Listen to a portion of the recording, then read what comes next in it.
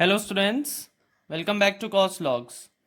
Organic chemistry series में हम लोगों ने इलेक्ट्रॉन डिस्प्लेसमेंट के वेरियस मेथड्स को डिस्कस किया है एंड आज हम उसी सीरीज में आगे बढ़ने वाले हैं।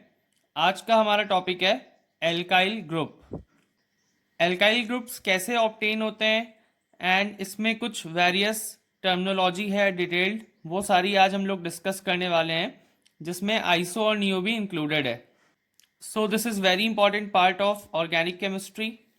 Now, alkyl groups contain one hydrogen atom less than the respective alkanes.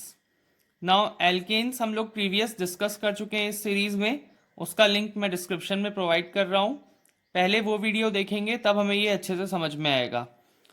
Respective alkanes में से अगर एक हाइड्रोजन कम हो जाता है तो उसको हम लोग एल्काइल ग्रुप बोलते हैं। एल्काइल ग्रुप में एक चीज़ ध्यान रखने वाली है कि उसमें फर्दर कुछ और अटैच होगा बाहर से आके, क्योंकि जैसे हमने देखा कि यहाँ पे कार्बन की वैलेंसी 4 होती है, तो ये सेल्फ स्टेबल एल्केन है, मतलब ये इंडिपेंडेंट एग्जिस्ट करता है। बट जब यहाँ से एक हाइड्रोजन रिमूव हो गया, मतलब हमें CH3 मिला या फिर एल्काइल ग्रुप मिला, तो इसमें अब एक और यहाँ पे एक्सटर्नली कोई चीज़ आके ऐड हो जाएगी। इसीलिए हम लोग को different different types of organic compounds obtain होते हैं। एल्काइल में क्या होता है, जो एल्केन्स का ANE होता है लास्ट का, वो हट के YL आ जाता है। जैसे ये मीथेन था CH4, तो यहाँ पे क्या हुआ, मिथाइल। ऐसे ये इथेन था, तो यहाँ पे क्या हो गया, ये इथाइल। एंड यहाँ पे रिस्पेक्टिवली दूसरी चीज़ें आके ऐड हो जाएंगी, may be some different functional groups और some other substituents gets added here. Now we are moving towards very important section. Now हम लोग इसकी डिफरेंट टर्मिनोलॉजीज को समझने वाले हैं एल्काइल की, एंड हमने यहाँ पे एग्जांपल लिया है पेंटाइल ग्रुप का। सो जैसा कि अभी हमने देखा कि एक हाइड्रोजन रिमूव करते हैं रिस्पेक्टिव एल्केन में से, तो हमको एल्काइल ग्रुप मिलता है। तो ये पेंटेन का एल्काइल ग्रुप है, पेंटेन में से एक हाइड्रोजन हट गया तो पेंटाइल ग्रुप हमें मिल जाएगा। जैसा कि हम देख भी सकते हैं, टर्मिनल वाले कार्बन में से हम लोगों ने एक हाइड्रोजन रिमूव करके इस पेंटाइल ग्रुप को ऑब्टेन किया है।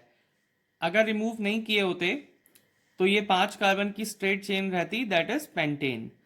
नाउ अब हमने एक हाइड्रोजन रिमूव कर दिया है, तो ये हमें एन पेंटाइल मिल गया। ये नॉर्मल पेंटाइल ग्रुप का शॉर्ट फॉर्म है, n pentyl.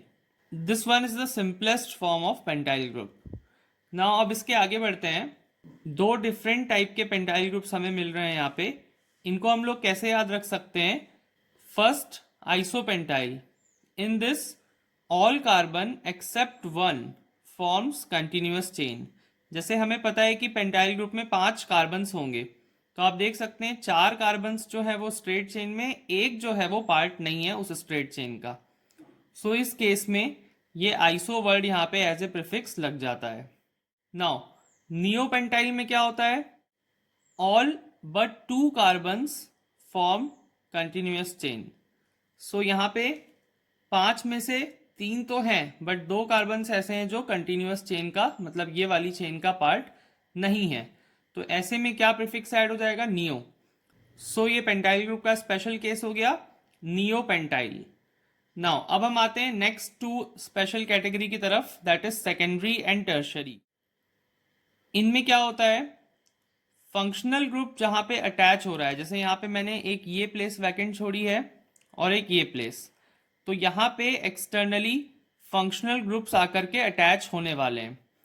Now functional groups क्या होते हैं, उस पर भी एक वीडियो है इस सीरीज में, उसका लिंक भी मैं डिस्क्रिप्शन में प्रोवाइड कर रहा हूँ, वो भी देखना ज़रूरी है। पहले सेकेंडरी पेंटाइल को समझ लेते हैं। फंक्शनल ग्रुप यहाँ पे आकर के ऐड हुआ, तो इसका नाम सेकेंडरी क्यों पड़ रहा है?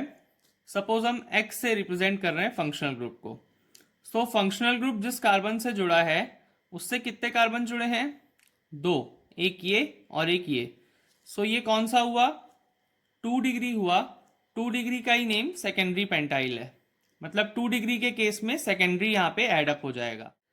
देन इस एग्जाम्पल में अगर हम यहाँ पे फंक्शनल ग्रुप लगाते हैं, फंक्शनल ग्रुप जिस कार्बन से जुड़ा है उससे 3 कार्बन जुड़े हुए हैं, 1 2 3। इस केस में ये 3 डिग्री हो गया, या फिर इसमें नेम आएगा टर्शरी पेंटाइल।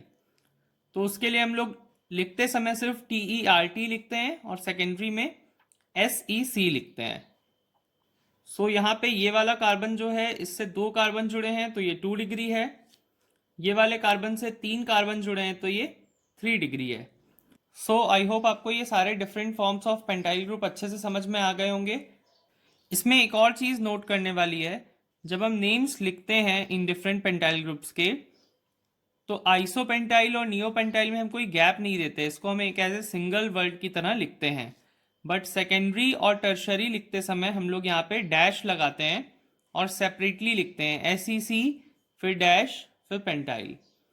हम यहाँ पे कैटेगरी भी बना सकते हैं, ये जो दोनों हैं ये एक डिफरेंट कैटेगरी है और ये दोनों डिफरेंट कैटेगरी है। इसमें क्योंकि जो फंक्शनल ग्रुप आके जुड़ रहा है तो वो 2 डिग्री कार्बन पे या 3 डिग्री कार्बन पे जुड़ रहा है, और इसमें स्ट्रक्चर में इंटरनली अरेंजमेंट डिफरेंट है। So these all are different structures of pentyl groups and ये हर जगह यूज होगा ऑर्गेनिक केमिस्ट्री में टिल क्लास 12th। सो आई होप आपको ये iso and neo forms of alkyl group अच्छे से समझ में आ गए होंगे। इसमें कोई भी डाउट है तो कमेंट करके पूछ सकते हैं। चैनल पे नए हैं तो जल्दी से सब्सक्राइब कर लें ऐसे ही अमेजिंग कंटेंट के लिए, and share my video among your friends also.